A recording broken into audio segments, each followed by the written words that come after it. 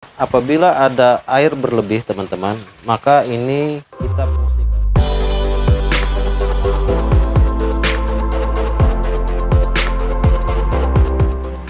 Assalamualaikum warahmatullahi wabarakatuh. Halo teman-teman, ketemu lagi di Yopis Project Channel ya.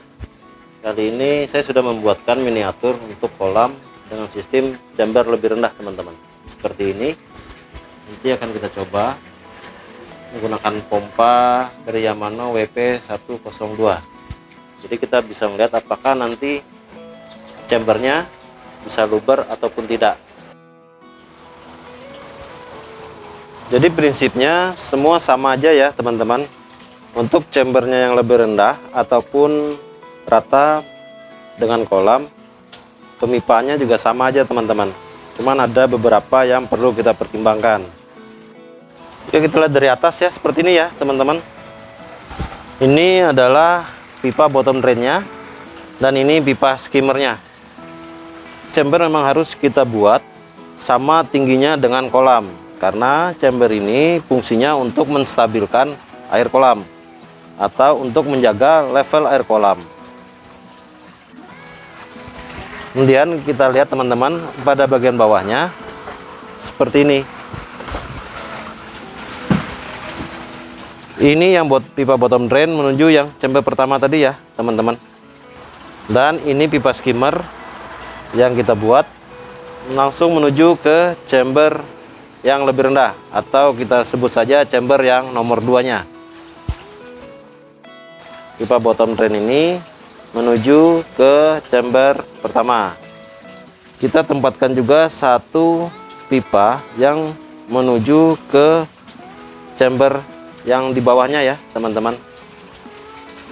Jadi pipa ini ketinggiannya kita tentukan terlebih dulu teman-teman, dengan cara kita rencanakan dulu rencana tinggi elevasi air di kolamnya.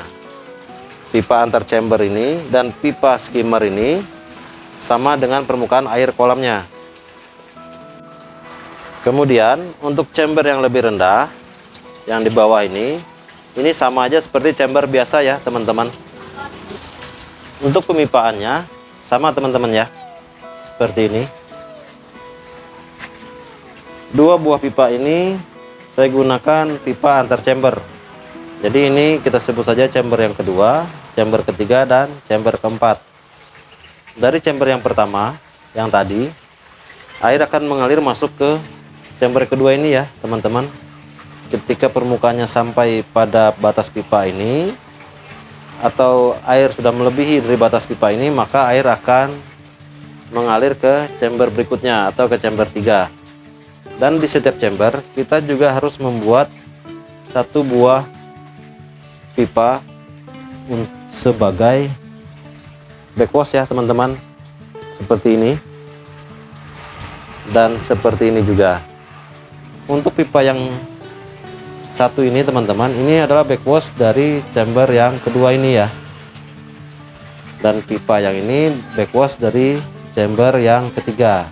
Kalau kita lihat di bawahnya teman-teman seperti ini.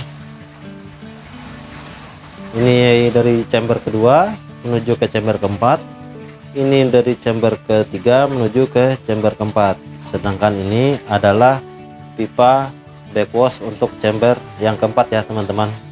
Kita fungsikan langsung sebagai pipa overflow, yang gunanya apabila air ini sudah berlebih naik, maka dia tidak akan meluber dari chambernya ya teman-teman. Dia akan otomatis keluar dari pipa yang ini. Sekarang agar lebih jelas ya teman-teman, kita simulasikan saja dengan cara kita isi kolamnya ini, dan akan kita pasangkan juga atau kita gunakan pompanya ya teman-teman. Pompa yang kita gunakan adalah ini teman-teman, pompa Yamaha WP102.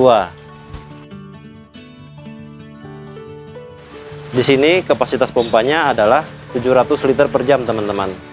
Sementara total ketinggiannya dia hanya 1 meter, dan konsumsi powernya atau konsumsi dayanya 15 watt teman-teman.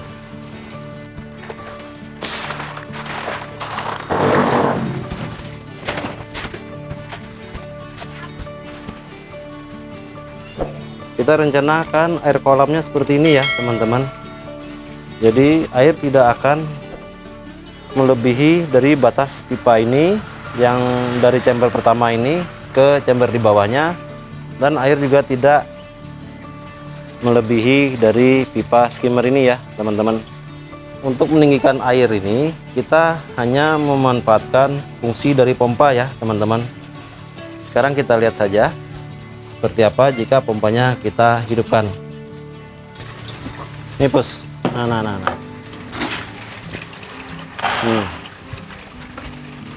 Sekarang kita hidupkan ya teman-teman.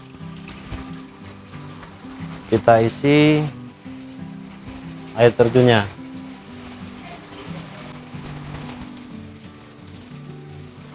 Pompanya kita sudah hidupkan, air terjunnya sudah mengalir. Terlihat di sini pada pipa antar chamber ini, dari chamber 1 ke chamber 2 sudah mulai mengisi ya teman-teman. Dan pada pipa skimmer sini juga sama ya teman-teman, airnya sudah mulai mengisi juga.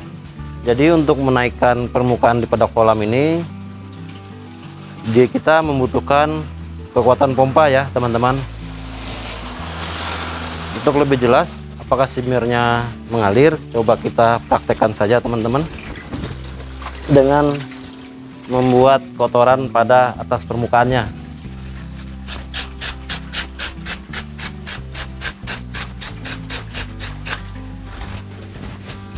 Terlihat teman-teman, gabus ini masuk ke pipa skimmer ya teman-teman, seperti ini.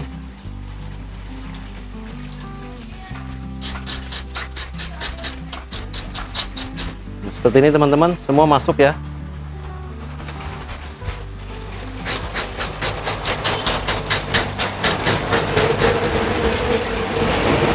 Masuk teman-teman. Jadi kekuatan pompa yang menentukan nantinya naiknya permukaan air pada kolam ini dan chamber pertama ya teman-teman, seperti ini.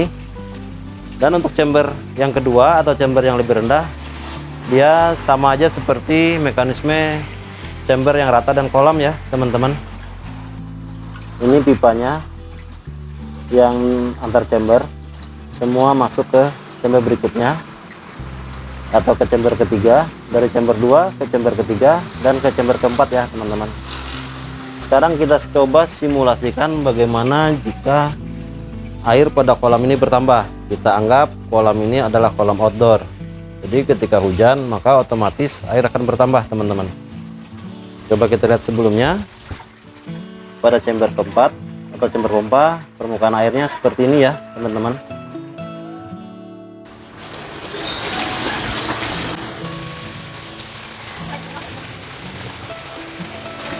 Otomatis air pada chamber keempat atau chamber pompa naik ya teman-teman.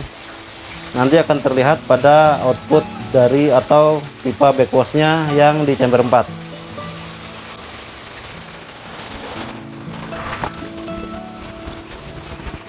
Ini menandakan jika terjadi air hujan maka otomatis air tetap tidak akan melebihi dari chamber ini ya teman-teman, walaupun posisinya di bawah, karena kita sudah menyiapkan pipa backwash untuk chamber 4 ini. Namun kita fungsikan juga dia sekaligus sebagai pipa overflow jika ada air berlebih yang masuk pada kolam ya teman-teman. Teman-teman bisa sebenarnya untuk menambahkan satu buah pipa pembuangan di kolamnya langsung ya teman-teman, sehingga jika ada air hujan yang berlebihan dia akan langsung keluar ke saluran pembuangan di sekitar rumah kita teman-teman. Sekarang kita akan mencoba bagaimana dengan backwash atau pengurasan pada chamber, karena hal itu sering kita lakukan ya teman-teman. Dari bottom drain kita tutup terlebih dahulu seperti ini,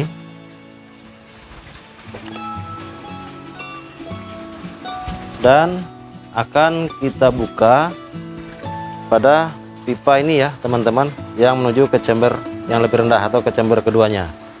Jadi ketika kita backwash chamber yang pertama ini seperti ini, dari chamber pertama kotoran akan terkumpul pada chamber kedua. Sekarang kita coba bersihkan lagi chamber yang kedua yang di bawahnya. Kita akan cabut pipa ini teman-teman.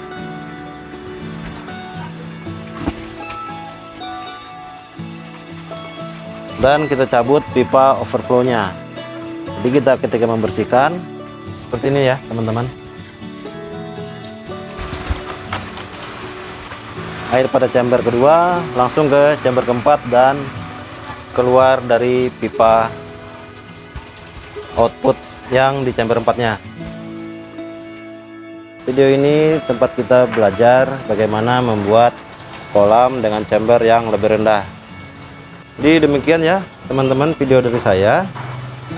Jika teman-teman suka, silahkan like dan share video ini, dan jika ada pendapat atau saran, teman-teman bisa berbagi di kolom komentar. Dan sampai ketemu di video selanjutnya. Assalamualaikum warahmatullahi wabarakatuh.